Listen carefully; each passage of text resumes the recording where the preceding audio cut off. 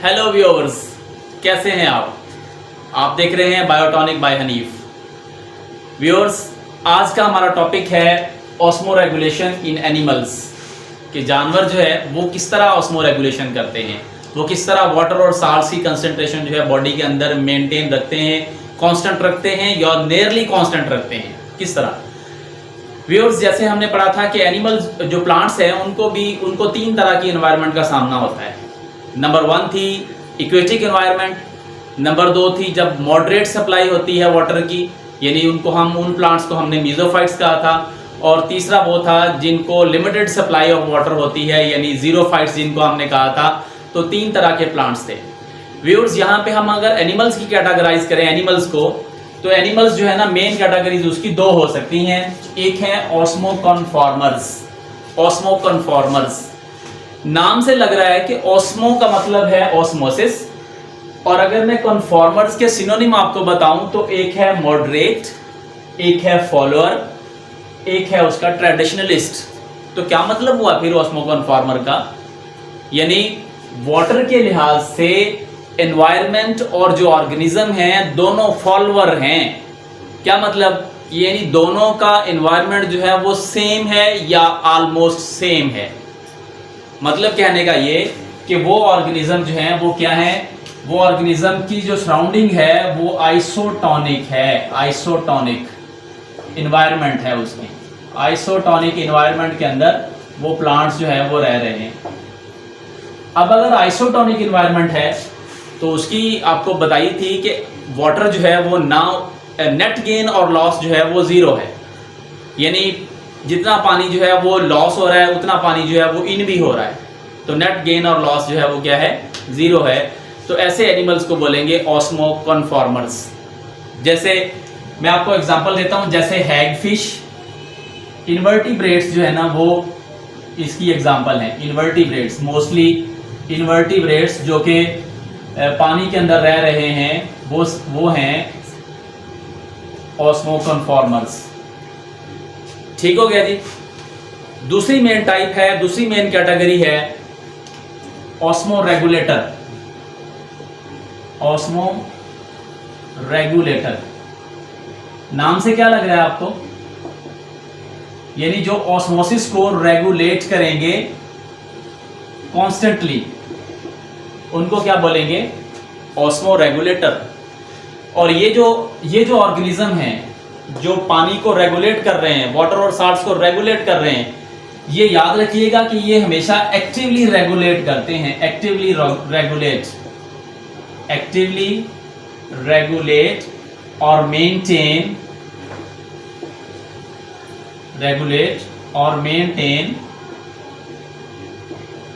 Water and salts. क्या मतलब हुआ इसका? एक्टिवली रेगुलेट का मतलब क्या है?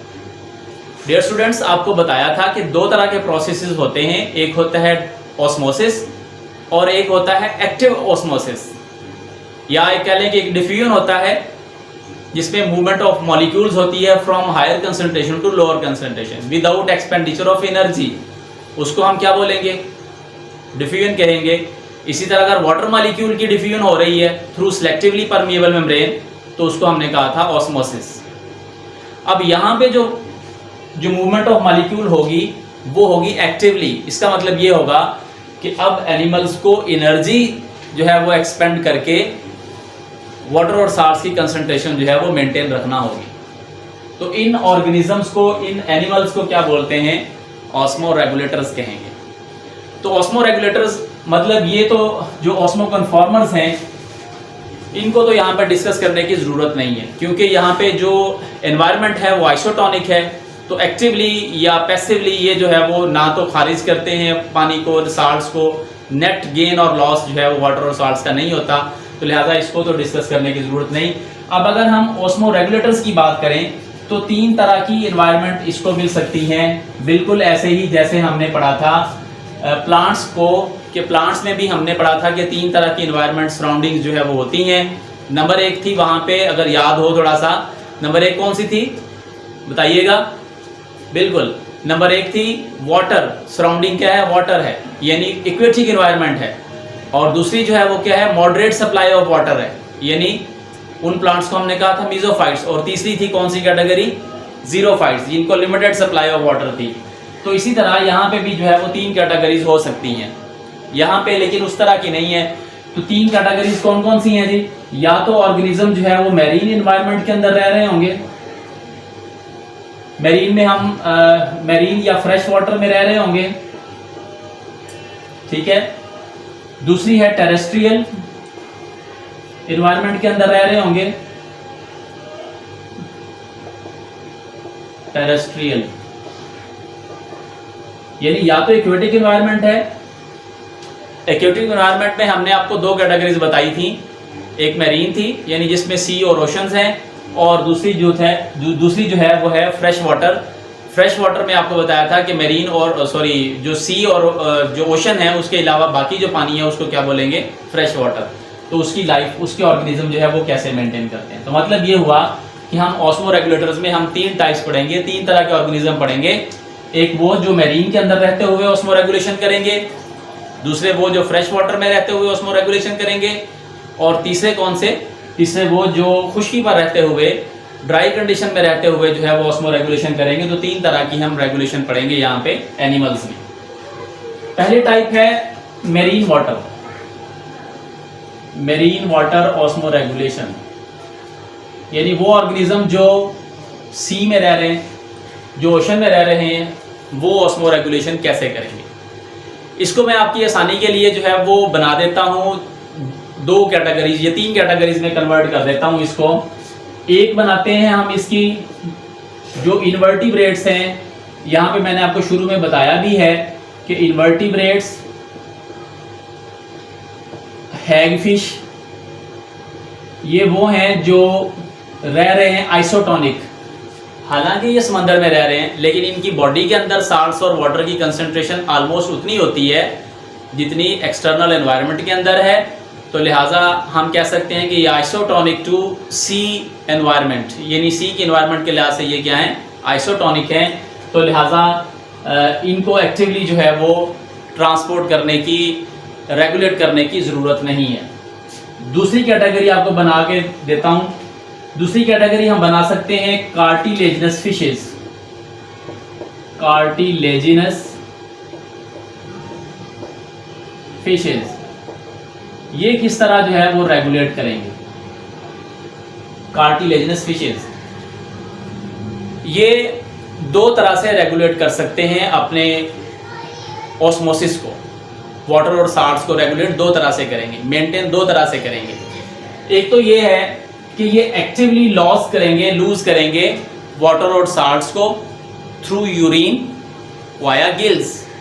यूरिन यानी किडनी जो है वो यूरिन बनाएंगे जिसमें वाटर और साल्ट्स होगा, और वो गिल्स के ज़रिए से जो है वो खारिज करेंगे। और दूसरा ये कि उसके अंदर गिल्स के अलावा एक्सक्रीशन के लिए, साल्ट्स के एक्सक्रीशन के लिए ग्लैंड्स होते हैं जिनको रेक्टल ग्लैंड्स कहते हैं। तो रेक्टल ग्लैंड्स के ज़रिए से भी वो वाटर और साल्ट्स को एनवायरनमेंट के अंदर, यानी समुद्री पानी के अंदर, सी के अंदर जो है उसको खारिज करेंगे। ठीक हो गया।